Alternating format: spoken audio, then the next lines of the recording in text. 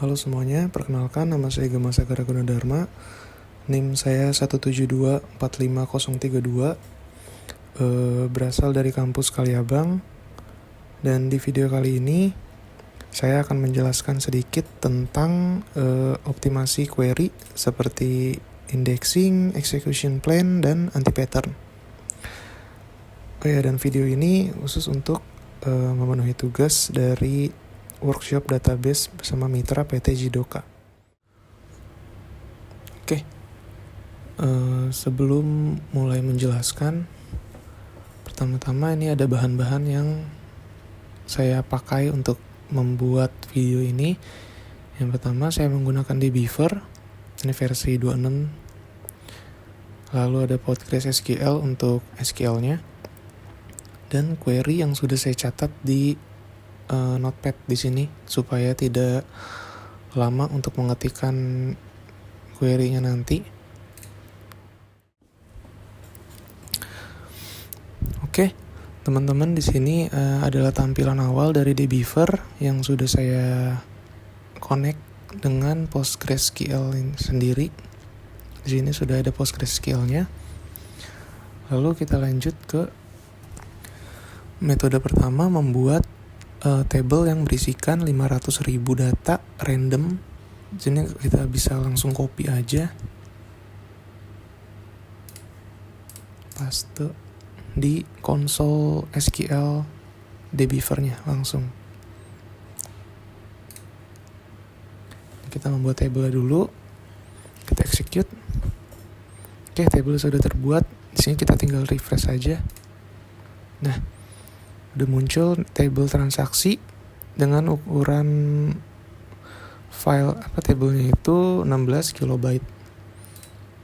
Ini masih kosong tabelnya, sekarang kita isi menggunakan generate series. Itu random ya berarti. Kita copy. Nah, di sini kita langsung execute aja. Di sini udah execute-nya 5 detik. Sekarang bisa kita refresh table transaksinya. Kita lihat perubahan size-nya dari 16 kilobyte menjadi, nah, bisa lihat di sini dari 16 kilobyte menjadi 113 megabyte, di mana isinya sih itu udah diisi menggunakan ini data-data random. Oke. Karena table transaksi sudah terbuat dan datanya sudah terisi, nah, kita lanjut ke metode indexing, yaitu membuat B-tree index supaya pencarian lebih cepat. Namun sebelumnya, pertama-tama kita coba dulu untuk scan tanpa indeks dulu. Di sini sudah ada query-nya, test non index. Di sini kita copy aja, paste. Kita mencari nama pelanggan ke 555. Atau bisa kita ganti 5000, execute di sini. Nah, di sini sudah ada penjelasannya, parallel sequential scan. Ini belum index scan, yang artinya dia nge-scan semua data tadi dengan waktu 50.451 milisecond. Lalu sekarang kita coba buat B-tree indexnya. Membuat indeks dulu di sini. Kita copy. Lalu paste di sini. Nah, di sini indeksnya sudah terbuat. Lanjut kita tes, select menggunakan indeks. Jika tadi dengan non indeks, sekarang dengan indeks. Kita coba di tab baru sini. Nah, ini tulisannya index scan, bukan sequential scan, dengan waktu yang jauh lebih cepat dibandingkan ini. Ini yang tadi sequential scan-nya 50.451, sedangkan memakai indeks scan dia hanya membutuhkan waktu 0.090, di mana perbedaannya sangat jauh. Jadi jika suatu industri menggunakan metode ini sangat-sangat membantu, apalagi untuk marketplace ya. Membuat indeks B-tree ini sangat penting dilakukan di suatu programnya. Baik, sekarang kita lanjut ke query selanjutnya atau metode selanjutnya. Sebelum masuk ke metode selanjutnya, kita buat dulu indeks dengan 2 kolom seperti ini. Oke, kita buat indeksnya, ini close dulu. Nah, indeks dengan 2 kategori sudah terbuat. Sekarang kita coba untuk metode leftmost prefix. Kita lanjut menggunakan query-nya, menggunakan leftmost prefix rule. Ini yang pertama, copy. Nah, cara kerja leftmost prefix rule ini yaitu mencari dari kolom terkiri dulu. Jadi di sini kodenya transaksi where kategori, berarti dia mencari dari kategori dulu baru lanjut ke status transaksi. Jika kita execute seperti ini hasilnya. Nah, di sini dia index scan dengan waktu 15,174. Kalau dibandingkan dengan yang tidak memakai leftmost prefix rule, kita coba ini dia tidak ngecek sebelah kiri tapi langsung ke ujungnya. Kita coba di tab baru untuk membandingkan. Nah, bisa dilihat di sini waktunya 61,751 mili per second.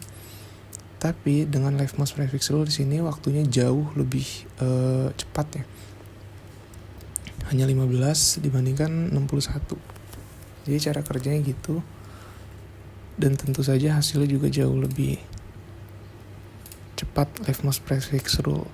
Nah, dan juga bisa dilihat di sini jika kita tidak menggunakan leftmost prefix rule, pencarian kembali menggunakan sequential scan, bukannya index scan seperti ini. Jadi tentu saja mempengaruhi ke performa servernya itu nanti sendiri. Oke, selanjutnya kita demo untuk metode pitfall select all dan select ID. Nah, untuk query pitfall select ini saya sudah siapkan di sini untuk membuat perbandingan agar tidak perlu copy paste. Di sini ada yang select all dengan kodenya seperti ini, sini select ID. Kita coba execute yang ini. Nah, select all transaksi limit dari 100.000 data. Nah, sekarang kita coba menggunakan select ID. Kita coba di tab baru. Untuk waktunya seharusnya select ID ini jauh lebih cepat ya. Karena select ID itu dia select hanya ID yang kita mau, yang kita tentukan di sini, bukan select all. Select all itu mengambil semuanya, sedangkan select ID hanya mengambil yang data yang kita mau. Dan seharusnya ini berjalan lebih cepat. Perbedaan waktu ini sebenarnya terjadi karena ini masih lokal, belum online. Oke, teman-teman, selanjutnya kita lanjut ke metode N+1 problem. Tapi sebelumnya kita membuat table log transaksi dulu, seperti di query yang sudah saya siapkan ini. Kita copy dulu, ini kita close aja. Kita menggunakan console. Oke, kita buat log transaksi table, lalu kita isi datanya. Data sedang dibuat. Nah, oke, ini kita refresh. Oke, di sini teman-teman sudah muncul log transaksinya sebesar 58 MB karena tadi sudah kita isi datanya juga. Kemudian selanjutnya kita membuat fungsi N+1-nya. Nah, fungsinya sudah terbuat. Sekarang kita tinggal jalankan fungsi N+1-nya tadi yang sudah kita buat. Nah, lalu kita bandingkan dengan metode join yang jauh lebih efisien. Oke, bisa dilihat di sini untuk execution time-nya jauh lebih cepat metode join dibandingkan dengan N+1. Karena analoginya N+1 itu ibarat kita menyuruh orang mengambil sesuatu barang di gudang. Jadi misal kita mau 500 barang, menggunakan N+1 ini akan membiarkan orang itu mengambil satu persatu. Jadi bolak-balik sampai 500 barang itu terambil. Sedangkan jika menggunakan metode join, kita menyuruh dia untuk mengambil seluruhan 500 itu dalam sekali ambil. Jadi tidak perlu bolak-balik. Dimana akan memangkas waktu yang sangat banyak. Jadi seperti itu untuk N+1 problem di dunia industri juga banyak kejadian. Oke, sekarang lanjut. Saya akan menjelaskan tentang indeks yang campur dan tidak campur. Jadi di sini kita campur itu statusnya. Sebelumnya kita buat dulu indeksnya. Oke teman-teman, sebelum kita coba, kita archive dulu semua status transaksi. Kita mengubah semua status transaksi menjadi archive. Nah, status sudah menjadi archive semua. Kita aktifkan sekitar 25.000 transaksi menjadi aktif. Jadi sudah ada 25.000 yang aktif dan sisanya itu archive. Sekitar 95% dan 5%. Lalu kita buat indeks biasa yang dimana nggak memisahkan archive dan aktifnya. Kita paste, kita buat langsung. Lalu kita buat indeks yang hanya aktif saja. Oke, sudah terbuat. Nah, sekarang kita tunjukkan size-nya dari kedua indeks tadi yang kita buat. Nah, seperti ini kita jalankan. Nah, bisa dilihat di sini untuk yang full status itu size-nya 9.000 kilobyte, sedangkan yang partial aktif yang hanya 5% saja itu 900 kilobyte, jadi hampir 10 kali lipatnya, lebih kecil. Lalu di sini kita tes pencarian yang aktif. Nah, ini teman-teman. Indeks scan partial aktif hanya membutuhkan waktu 0,198 mili per second. Selanjutnya saya akan menunjukkan index only scan menggunakan ADX covering nama. Di sini kita membuat index coveringnya dulu. Oke, indeks sudah terbuat. Sekarang kita coba untuk scan menggunakan index only scan. Oke, kita coba execute. Nih teman-teman, di sini tulisannya index only scan. Dan kita bandingkan dengan index scan yang tadi kita lakukan di awal di sini. Nah, kita buat di tab baru. Oke, di sini perbedaannya. Untuk waktu jelas jauh lebih cepat yang index only scan karena metode ini sistem hanya meng-scan indeks bukan keseluruhan table. Sedangkan ini tetap index scan ini tetap scan table tapi menggunakan indeks. Jadi cepat, waktunya 0,0 sedangkan ini 0,1. Ya, jadi kurang lebih seperti itu metode index only scan-nya. Oke, yang terakhir ini saya punya 5 poin utama query audit checklist.